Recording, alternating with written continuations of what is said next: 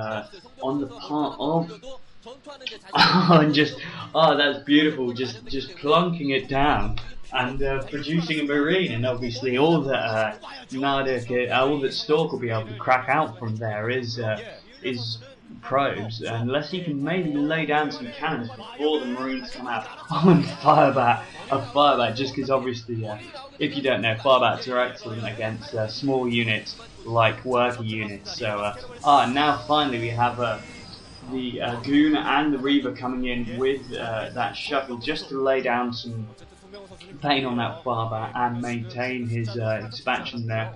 So now we have some Goliaths just to provide some anti-air, and that's a pretty nice cluster of units there from NaDa.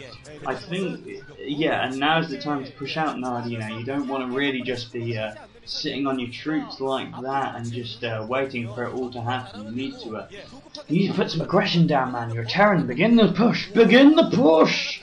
Not that I'm supporting one player over the other.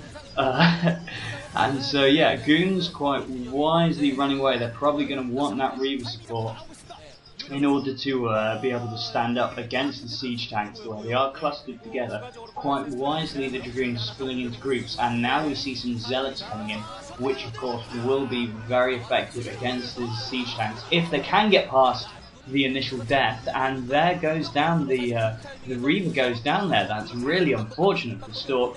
Also, his Zealots weren't quick enough, they weren't able to get that, and now we see the speedlots coming in, hopefully being able to take down these tanks quite wisely, remaining in tank mode while moving away and firing, because you do not want to be stationary against Zealots. One tank goes down, but so do quite a few Zealots. And now we see proxy missile turrets getting built reasonably near the base of Stork. Quite naturally, he wants to stop this from going, so like exactly there, his observers do not get sniped off by the missile turrets. As also maybe his shuttle there, thankfully it does survive, but we have more Zealots coming in now, attack it, and the shuttle does go down to the missile turrets. More Zealots in the area trying to take down those siege tanks. Only one Dragoon left now defending the force, and NaDa's forces have survived. Lots of mines in the area, very unfortunate.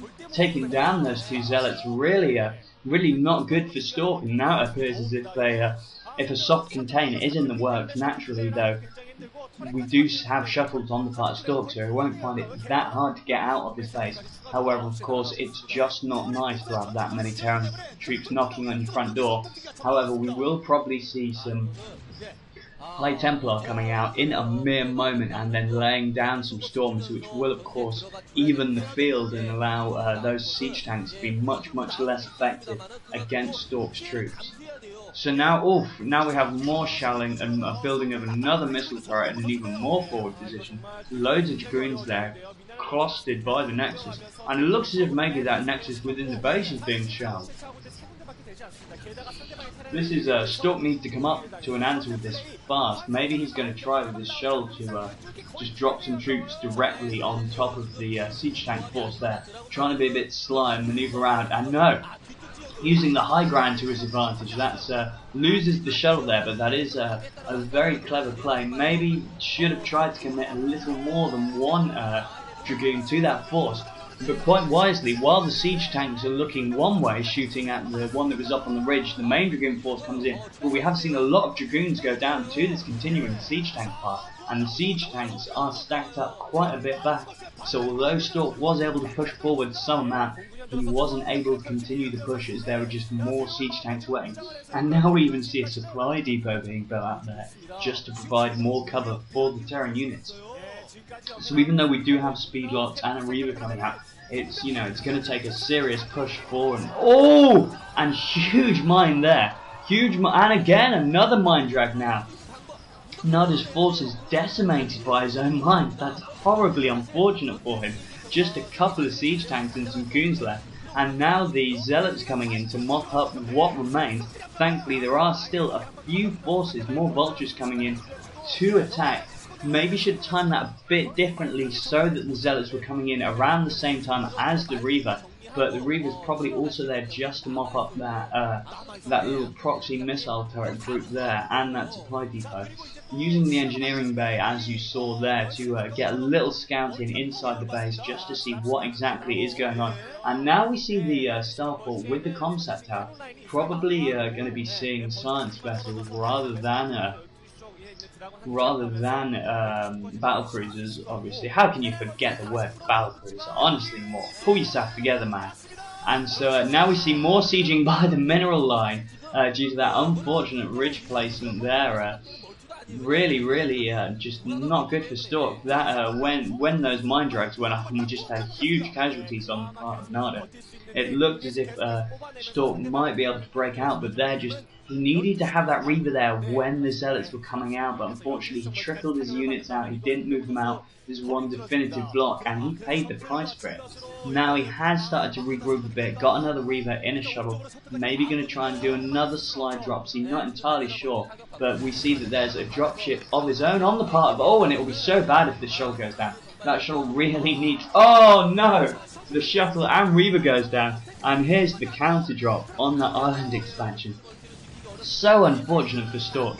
He had some really good luck there with the mine drag earlier on that I was just talking about, but other than that he has been so unlucky in this game, trying to take down those cannons before they can go up. And now we see a big push out for Stork, but I just don't know if it's a lot. Loads of Zealots running in, but all getting just absolutely creamed by overwhelming Terran firepower, and now pushing in with the vultures on the part of NaDa. This is really good on the part of NaDa. I've been really impressed with his style of play. I always knew he was a good player and had enjoyed some of his matches before, but as I said, he had been in a slight versus Protoss slump, but it looks like the slump is over. He is back on form. Another expansion coming up for NaDa actually there, another command center going down. More Dragoons flowing out on the part of Stork, but just not as many as I would like to see for him to be able to really push out and stop this from happening. So, looks as if we do have more bases than the commentators have been showing. I think just because of the colouring, NaDa does probably have that top right as well. Might just be a proxy pylon or something built there, not entirely sure. Scan going off just to check there's nothing cheeky there, and then building just mass missile turrets in the centre of the map. Very interesting there, clearly just to stop, just to lock down any shuttle mobility, or possibly some sort of a victory as well. I don't know if NaDa is particularly, I don't think building 5 missile turrets really counts as a ceremony as such.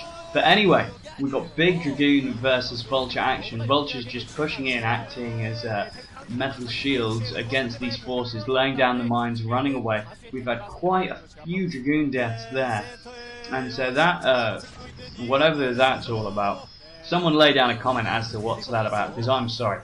If that's there for actual tactical purposes, fine. So yet another shuttle coming out, dropping down. Ooh, siege tanks taken out by their own fire there. Wonderful play, but the shuttle goes down as well. But so do quite a few siege tanks. But yeah, that's for just to try and lock down any air movement throughout the middle of the map. That's fair enough. But if that's supposed to be a ceremony, meh. 5 missile turrets is not a ceremony to make. Anyway, back to the action, my friends. So we've been at pretty much a standstill for a little while. It has been thoroughly entertaining, but NaDa just hasn't really, followed through with the death. Not to criticise how he's been playing at all. He's been playing superbly well throughout this match. It's just, and I'm not saying that he could have finished it forward, but he's just had that, I suppose that's why they call it a slow push, guys, because it ain't quick. So finally getting another dropship in on this expansion, going down for the pylons, but there are a lot of pylons in the area to be able to soak that, and now we see the remaining Dragoon forces having another little pop out, but there are just so many siege tanks supported by vultures in the area. Now only a few, just 2 Dragoons left, supported by a few, and there's the GG, my friends. There is the GG. So, I hope you thoroughly enjoyed that. I certainly did. Oh, mate. It's alright, mate. It's alright. Congratulations to you, but didn't Stork look sad there? Didn't he look sad? It's alright, Stork. You're still one of the best. We still all love you. And as I love you, Internet, good night. Oh, and congratulations to that guy. Woot.